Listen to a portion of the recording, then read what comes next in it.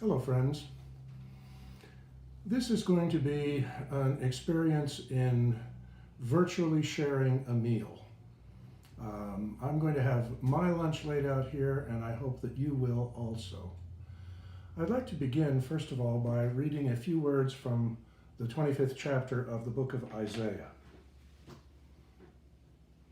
On this mountain, the Lord of hosts will make for all peoples a feast of rich food, a feast of well-aged wines, of rich food filled with marrow, of well-aged wines strained clear. Feasting is associated in both the Hebrew Bible and the New Testament with the presence of the kingdom of God. We know, of course, there are many occasions where Jesus is described as sharing meals with people, and most of those were times when he used them for a sign or a parable or a teaching about the kingdom of God. The story of the miraculous multiplication of the loaves and fishes points back exactly to what Isaiah is talking about, that there will come a time when there will be no hunger, where there will be an abundance of food and food left over for everyone.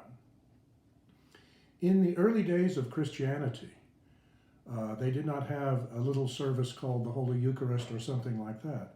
The Christian communities would gather, usually in a home, and everyone would bring food from their home to share. Something that we still do in church sometimes. We call it a potluck. And this was a sign that all cared for each other. And so, in this time where many of us are kind of on our own as far as meals go, by the way, Lynn Borrego is in the room with me here. She's just behind the camera at the moment. This time when we're on our own, I'd like us to think about making our meals a bit of an occasion and a ritual. Of course, all of us are going to just haul out a frozen pizza or throw something in the microwave from time to time, but maybe we can also take a moment to be mindful of the gift of food that God gives us and how a meal can connect us to each other and to other parts of our life. I'd like to tell you about some of the things I have here right now. This plate is from a Limoges set that was a wedding gift to Lynn's grandmother in the early part of the 20th century. Here on the plate is some homemade sourdough bread that I have made. And it's just cheese and apples from the supermarket, but it's still part of this occasion. The silverware were wedding gifts to Lynn and me when we were married in 1977. The placemat was a gift from our daughter. She got it in France. The salad is dandelion greens from our lawn that Lynn gathered a day or two ago. The wine glass was the gift from the family of an elderly lady that we took care of in the last years of her life. And this candlestick also was a wedding gift to Lynn and me. And as far as we can remember, the vase for the flowers was a Mother's Day present to Lynn many years ago from our children. Now, again, if we're going to make this a bit of an occasion or a ritual, we don't just dive in and eat.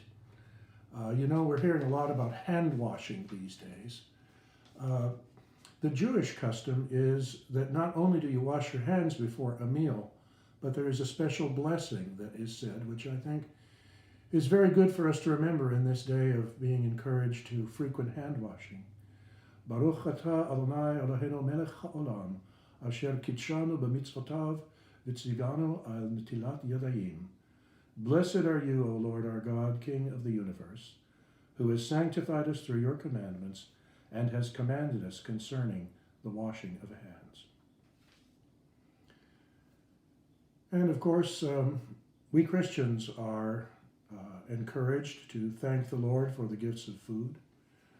I've always liked that very simple blessing that has been in at least the last couple of editions of the Book of Common Prayer, and which I have heard at tables throughout my whole life.